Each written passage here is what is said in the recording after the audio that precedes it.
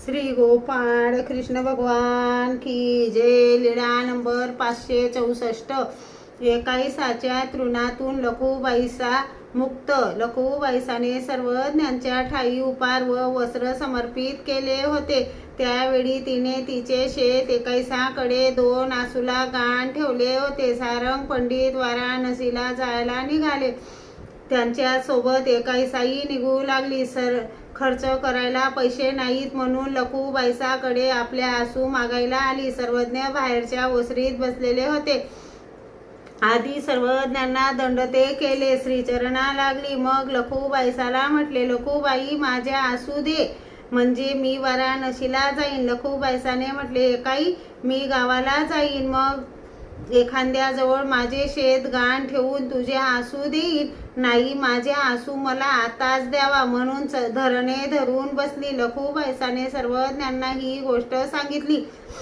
सर्वज्ञांनी 41ला म्हटले, बाई त्या आसू आम्हाला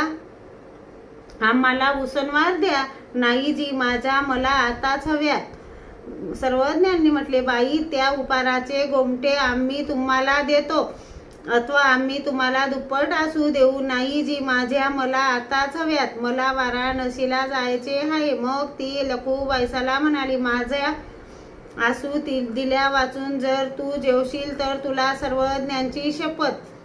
यावर सर्वज्ञांनी 41ची खंती आली। सर्वज्ञांनी म्हटले, वानऱ्या सावरखेड्याला जा, येलन भटाकडून 2 आसू उभ्या उभ्या मागून घेऊन या। हो जी। मग भट्टोबास सावरखेड्याला गेले। येलन भट्टाला म्हटले, येलन भट हो, सर्वज्ञांनी तुमच्याकडे 2 आसू मागायला पाठविले आहे।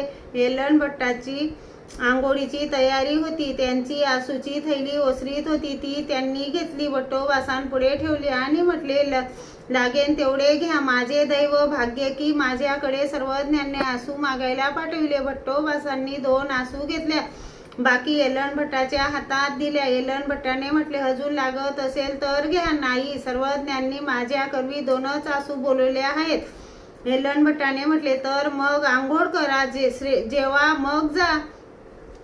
श्री गोपाळ कृष्ण भगवान की जय।